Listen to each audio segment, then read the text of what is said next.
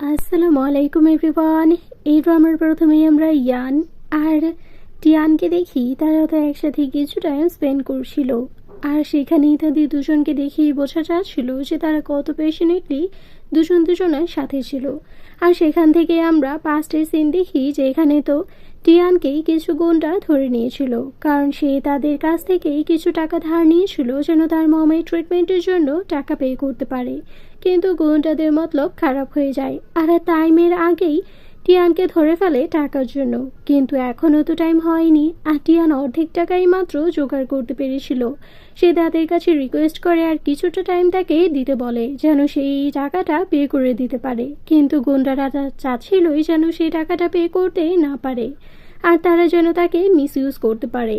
কিন্তু সেখানেই সে তাদের চোখে মুখে পেপার স্প্রে মেরে সেখান থেকে দৌড়ে পালায়। আর রাস্তায় আমরা আবার মিস্টার ইয়ানকে দেখি, সে তো তার কাজ শেষ করে যখন তার গাড়িতেই ঢুকবে তখনই আবার আমরা টিয়ানকে দেখি সে পিছন থেকে দৌড়ে এসে নিজের যান বাঁচানোর জন্যই সেই গাড়িতে উঠে পড়ে।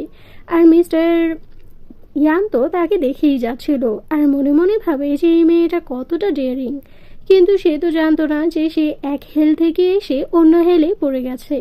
এখানে তো মিস্টার ইয়ান বলে যে বাহিরে তো অনেক লোক তোমাকে ফলো করছে, সে বলে যে প্লিজ আপনি আমাকে সেভ করে নিন, তারা নয়তো আমার অনেক বড় ক্ষতি করে ফেলবে।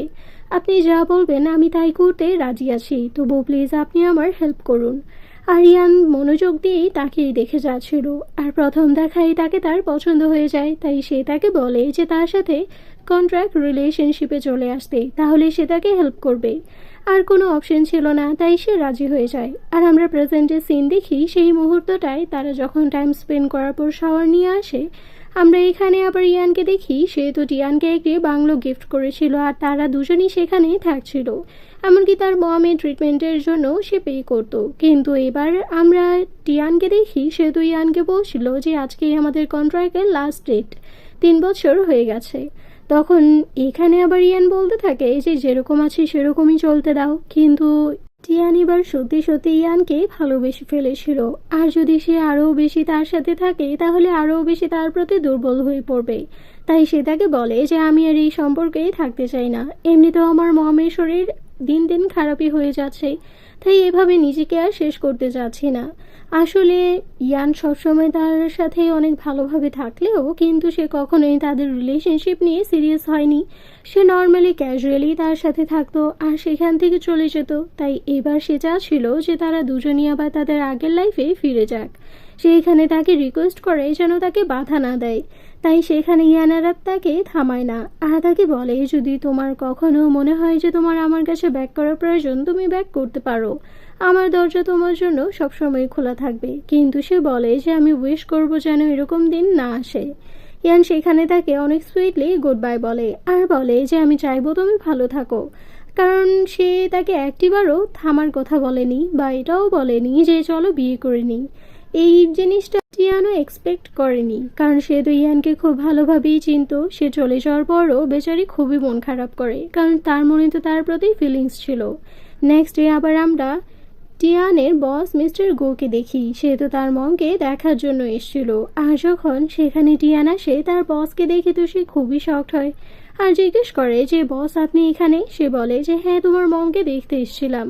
সে তাকে ফর্মালি থ্যাংক ইউ জানায় আর বলে যে বস থ্যাংক ইউ আমার মমকে দেখতে আসার জন্য। তখন মিস্টার গু বলে যে থ্যাংক ইউ এর কি দরকার আছে, আর এত ফর্মাল হওয়ারও কোনো প্রয়োজন নেই, কারণ আমরা তো বস আর এমপ্লয়ের সম্পর্কের বাহিরেও ফ্রেন্ডস। তখন সে এখানে আবারও তার সাথে ফর্মালি কথা বলতে থাকে, কারণ সে মাত্র এক রিলেশনশিপ থেকে বের হয়েছিল, সে আবারও অন্য কোনো সম্পর্কে জড়াতে চাচ্ছিল না। সে জানতো মিস্টার গু তাকে পছন্দ করে।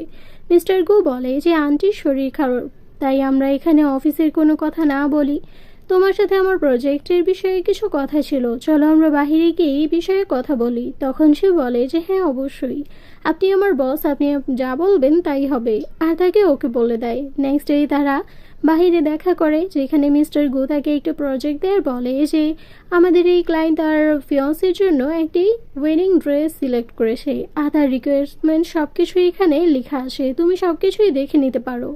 আমি মনে প্রাণে বিশ্বাস করি যে তুমি এই প্রজেক্টটা খুব ভালোভাবেই হ্যান্ডেল করবে, কারণ তুমি খুবই ভালো ডিজাইনার আর সব কিছুই তুমি অনেক ইউনিকভাবে করো। সেই রিকোয়ারমেন্টসগুলো দেখছিল যে ক্লায়েন্ট কী চাচ্ছে। তখনই আবার সেখানে মিস্টার ইয়ানের গাড়ি চলে আসে, আর তখনই আবার মিস্টার গু বলে যে আমাদের ক্লায়েন্টও চলে এসছে।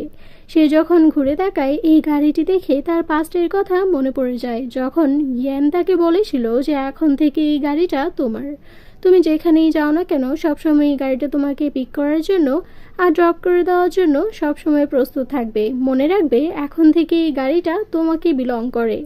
আর প্রেজেন্টে যখন সেই গাড়িটাকে দেখে সে খুবই ইমোশনাল হয়ে পড়ে আর মনে মনে ভাবে যে মিস্টার ইয়ানি এখানে। মিস্টার গু বলে যে হ্যাঁ উনিই আমাদের ক্লায়েন্ট। সেহেতু এটা দেখে আবারও সেই নামগুলো পড়তে থাকে আর মিস্টার ইয়ানের দিকেই তাকিয়েছিল। মিস্টার ইয়ান গাড়ি থেকে অনেক ভালো একটি এন্ট্রি নেয় আর সেখানে বের হয়ে আসার পরে আমরা টিয়ানকে দেখি সে খুবই ইমোশনাল হয়ে পড়ে আর ভাবে যে আমাদের রিলেশনশিপ হতে দুদিনও যায়নি আর সে তার ফিয়ন্সেও বানিয়ে নিয়েছে, নাকি আগে থেকেই সব কিছু ঠিক করা ছিল, জাস্ট সে আমাকে ইউজ করছিল। সে মনে মনে অনেক কিছু ভাবতে থাকে, তার মনে অনেক কোয়েশ্চেনও আসে, কিন্তু এখন সে কী করবে বুঝতে পারছিল না। তাই সে নর্মাল থাকেই তার বসের সামনে। মিস্টার গু তো তাদের দুজনেরই পরিচয় করিয়ে দেয়, কারণ মিস্টার গুয়ের সবচেয়ে বেস্ট এমপ্লয় ছিল টিয়ান। আর টিয়ানকে যখন মিস্টার ইয়ানের সাথে পরিচয় করিয়ে দেয়, সেও নর্মালি এরকমভাবেই তার সাথে ইন্ট্রোডাকশন দেয় যেন তারা দুজনেই প্রথমবার দেখা করছে।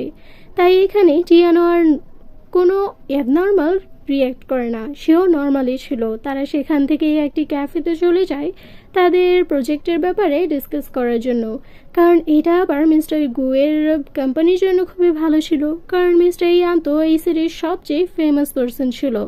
আর সেখানেই যখন সে তার ফিয়ন্সে জিজের যে রিকোয়ারমেন্টগুলো ছিল সেগুলো বলছিল, আমরা টিয়ানকে দেখি সে খুবই আপসেট হয়ে খাবারটা খাচ্ছিল, যে জিনিসটা আবার ইয়ানও নোটিস করে, কিন্তু সে সেখানে তাকে কিছুই বলে না আর চুপ থেকে জাস্ট তাকে ঘুরেই যাচ্ছিল।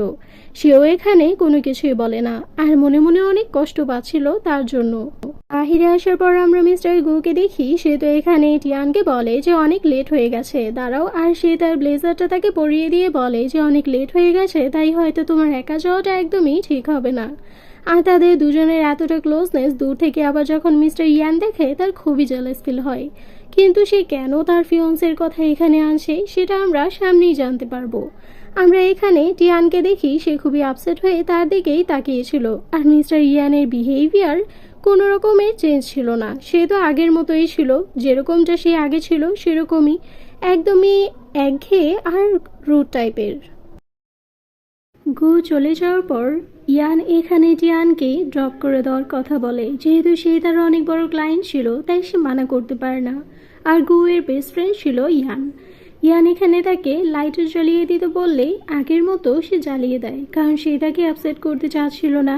এখানে আবার ইয়ান তাকে বলে যে তার মানে তুমি নতুন আরেকজনকে পেয়ে গেছো, এই জন্যই তুমি আমার কথা ভুলে গেছো আর এত তাড়াতাড়ি সবকিছুই পেচআপ করে নিতে চেয়েছিলে। তখন সে বলে যে কখনোই না, উনি আমার বস আর আমি ওনার একজন এমপ্লয়ি, আর আমাদের সম্পর্কটা এতটুকুই। এমনিতেও তুমি আমাকে এই কথা বলছো যে কিনা আমাদের রিলেশন শেষ হতে না হতেই তার এঙ্গেজমেন্ট ফিক্সড করে নিয়েছে। সে বলে যে কেউ হয়তো জেলাস ফিল করছে। তখন এখানে টিয়ান বলে যে কখনোই না, আমার আর কোনো কিছুতেই জেলাস ফিল হয় না। এটি শোনার পরে এখানে ইয়ান তার অনেকটা ক্লোজ চলে আসে আর বলে যে তাই নাকি, কিন্তু আমার তো মনে হচ্ছে তুমি জেলাস ফিল করছো, সত্যি করে বলো তুমি জেলাস হচ্ছো না। তখন সে মানা করে আর বলে যে না, আমি জেলাস হচ্ছি না, খুশি হব যদি আমাকে আপনি বাসায় ড্রপ করে দেন। তাই সেও গাড়ি স্টার্ট করে দেয় আর তাকে তার বাসায় পৌঁছে দেয়। কিন্তু সে যখন তার অ্যাপার্টমেন্ট অন্য আরেকটা দেখে, সে তাকে বলে যে তুমি তো তোমার আগের অ্যাপার্টমেন্টেই থাকলে পারো, যেটা আসলে ইয়ানি তাকে দিয়েছিল। কিন্তু টিয়ান মানা করে দেয়। সে বলে যে তুমি মানা কেন করছো। তখন এখানে টিয়ান বলে যে কারণ যে মানুষটাই আমাকে এই অ্যাপার্টমেন্টটা দিয়েছিল সেই তো আমার না, তাহলে তার দেওয়া জিনিস আমার কিভাবে হবে। হ্যাঁ, ওইখানে আমার কিছু জিনিস আছে, সেগুলো আমি নিয়ে এসে তা ফাঁকা করে দিয়ে যাব। আর এটা বলেই সে গাড়ি থেকে নেমে আসে আর তার অ্যাপার্টমেন্টে ঢুকে পড়ে। আর অ্যাপার্টমেন্টে এসেই তার মমকে অসুস্থ অবস্থায় ফ্লোরে পড়ে থাকতে দেখে। সে দৌড়ে তার কাছে আসে, যার ট্রিটমেন্ট চলাকালীন সময়ও তার কোনো উন্নতি হচ্ছিল না, শুধু অবনতিই হয়ে যাচ্ছিল। কিছু একটা ভেবে যখন ইয়ান সেখানে আসে, সে তাদের এই সিচুয়েশন দেখে দৌড়ে তার মমকে নিয়ে হসপিটালে আসে। হসপিটালে যখন ওনাকে অ্যাডমিট করানো হয়, অন্যদিকে ডক্টর তো টিয়ানকে সবকিছুই খুলে বলে যে ওনার ট্রিটমেন্ট অনেক ভালোভাবে করতে হবে আর একজন বড় সার্জনকে দিয়ে অপারেশন করাতে হবে, যেটার জন্য অনেক টাকার প্রয়োজন। সে তো বুঝতে পারছিল না যে তার এই অবস্থাতে সে কার কাছ থেকে টাকা চাইবে। তখনই সেখানে ইয়ান আসে আর জিজ্ঞেস করে যে কি হয়েছে, কোনো সমস্যা। কিন্তু সে সেখানে তার কাছ থেকে আর কোনো টাকা নিতে চাচ্ছিল না, কারণ সে তো তার লাইফে এগিয়ে গিয়েছে।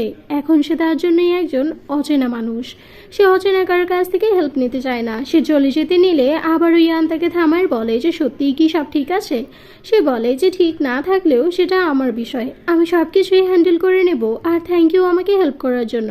এটা বলেই সে ওয়াশরুমে চলে আসে আর ফ্রেশ হতে নিলেই তার অনেক বেশি শরীর খারাপ হয় আর বমিটও ফিল হয়। সে যখন চেক করে তখন সে নোটিস করে যে সে তো প্রেগনেন্ট। এখন সে কী করবে? তার ইয়ানকে কল করা ছাড়া কোনো ওয়ে ছিল না, কারণ সে তো গোয়ের কাছ থেকে হেল্পও নিতে পারবে না, সে তো তার বস ছিল। সে ইয়ানকে কল করলে সে তার অ্যাপার্টমেন্টে তাকে আবারও ব্যাক করতে বলে আর তার সাথে আবারও সে রিলেশনশিপে আসতে বলে। তার কাছে আর কোনো ওয়ে ছিল না, তার মমের ট্রিটমেন্ট আর এমনকি সে এখন প্রেগনেন্ট তার বেবিকে নিয়ে, সে কি বলবে বুঝতে পারে না।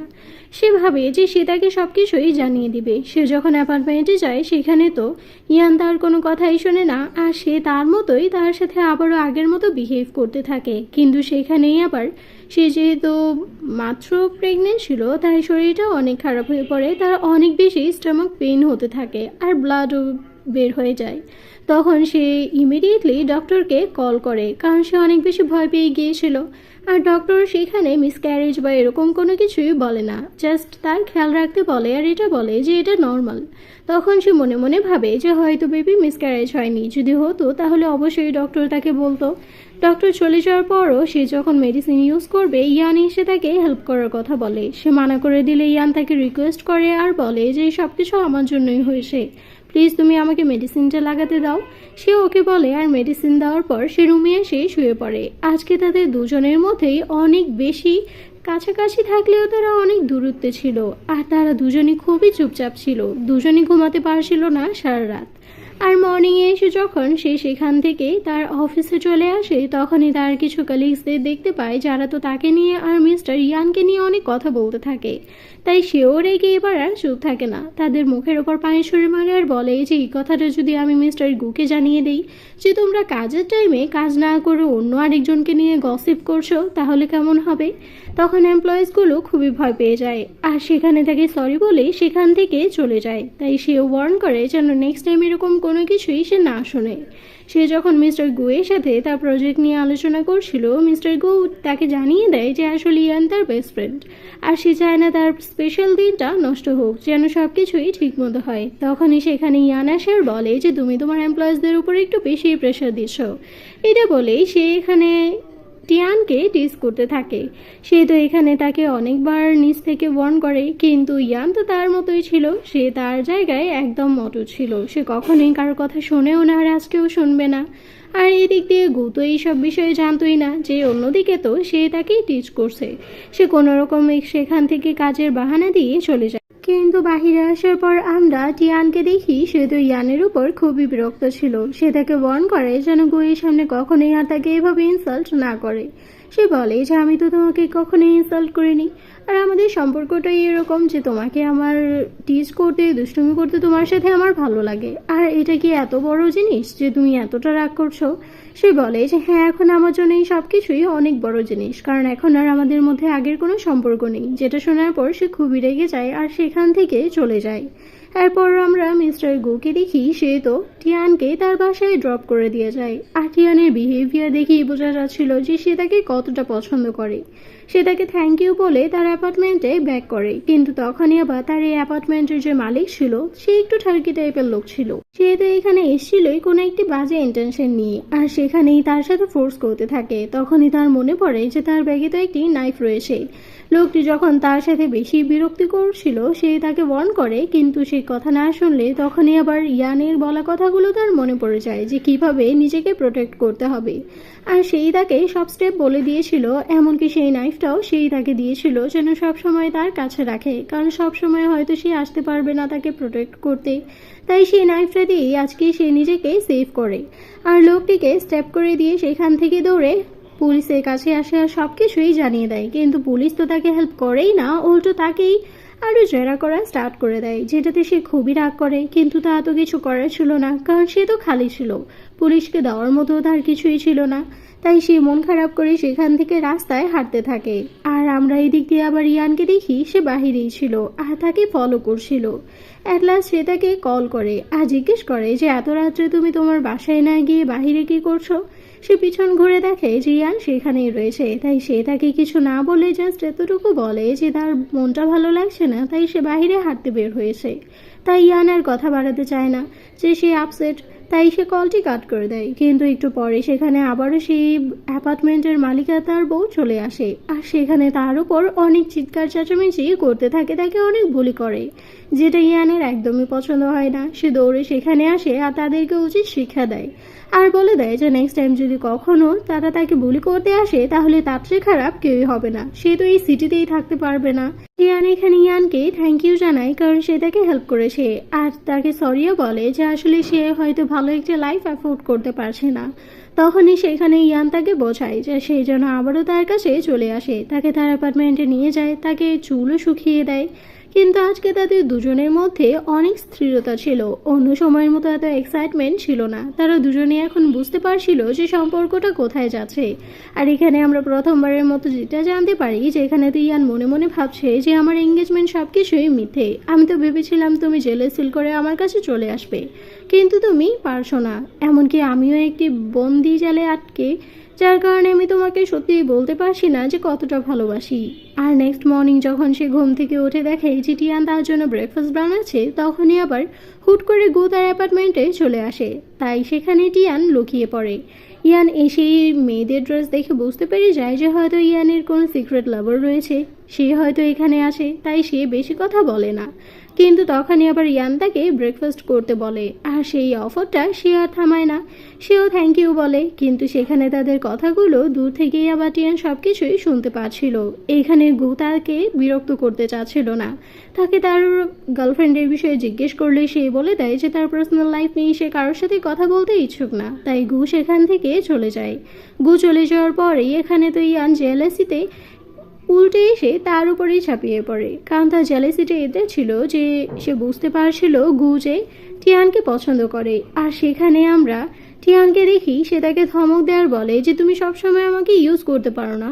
তখন সে বলে যে কেন, তুমি কি আমাকে পছন্দ করো না? তখন সে বলে দেয় যে পছন্দ করি আর না করি সেটা আর এখন কোনো ম্যাটার করে না, কারণ এখন আমরা দুজনেই দুই রাস্তার পথিক।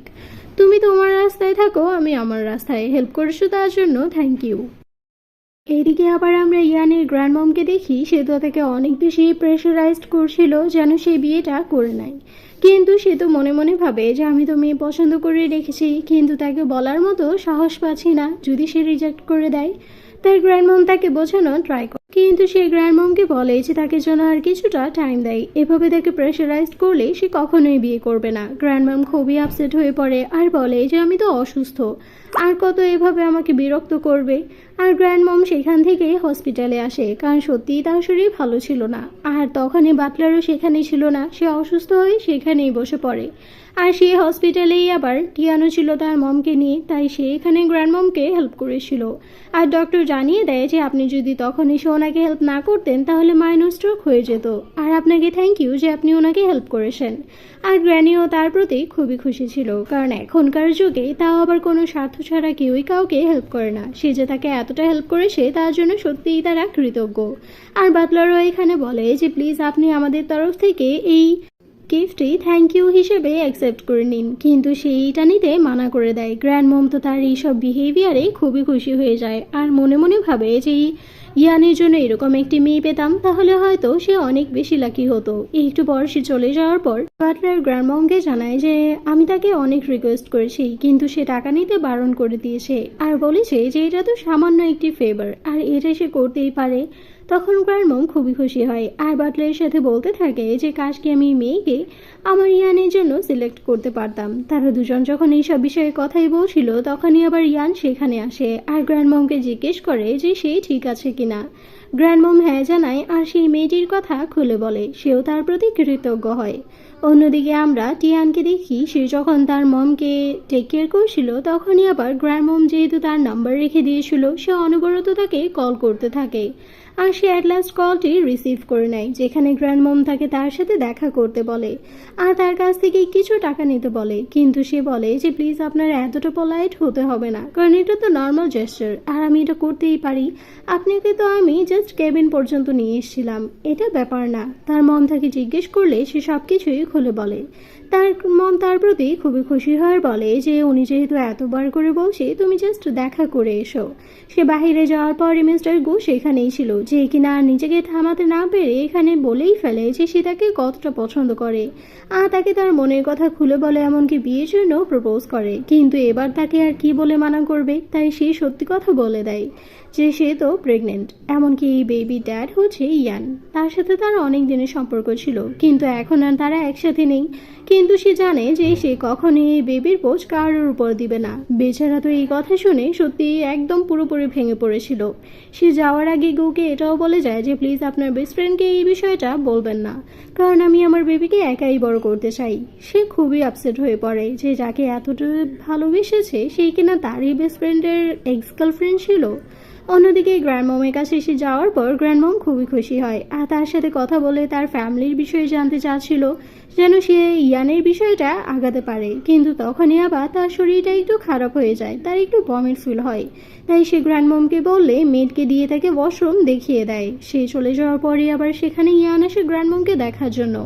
আর যখন সেই সব গিফটস দেখে আর ব্যাগ দেখে সে গ্র্যান্ড মমকে জিজ্ঞেস করে। অন্যদিকে সে যখন ফ্রেশ হচ্ছিল সে বুঝতে পারছিল না কি করবে আর সে একাই বেবিকে বড় করার জন্য ডিসাইড করে নেয়। কিন্তু তখনই আবার তার ফোনে কল আসে, যেটা আর কেউই না গুই করেছিল, কারণ বেচারা তাকে সত্যি অনেক বেশি পছন্দ করত। সে এবার তাকে এই অফার দেয় যে সে সত্যিই তাকে অনেক ভালোবাসে, সে তার বেবিটাকে অ্যাকসেপ্ট করতে রাজি আছে, সেই জন্য তাকে বিয়ে করে নেয়। কিন্তু এখানে আমরা টিয়ানকে দেখি যেহেতু এই অফারও রিজেক্ট করে দেয়, সে নিজেকে তার জন্য যোগ্য মনে করছিল না, কারণ গু তো অনেক ভালো আর ওয়েল স্টাবলিশড একটি ছেলে আর তার লাইফে অনেক ভালো মেয়ে আসবে, সে কেন তার লাইফটা নষ্ট করবে। সে এখানে তাকে আবারও মানা করে দেয় আর এইসব বিষয়ে কথা বলতে না করে আর মন থেকে নিজেকে একদম স্ট্রং বানানোর জন্য নিজেকে তৈরি করা ট্রাই করে, যেন সে আর কারো কাছে দুর্বল না হয়। বাইরে আসার পর যখন দেখে যে আসলে গ্র্যানি হচ্ছে ইয়ানের গ্র্যান্ডমম, সে তো খুবই শকড হয়।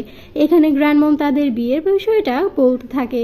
এখানে আমরা ইয়ানকে দেখি সে তো মনোযোগ দিয়ে তাকেই দেখে যাচ্ছিল, কিন্তু গ্র্যান্ডমম যখন তাদের সে বিষয়ে কথা বলবেই তখনই গু সেখানে চলে আসে আর টিয়ানকে বলে যে তুমি আমার সাথে চলো, তোমাকে আমি নিয়ে যেতে চাই।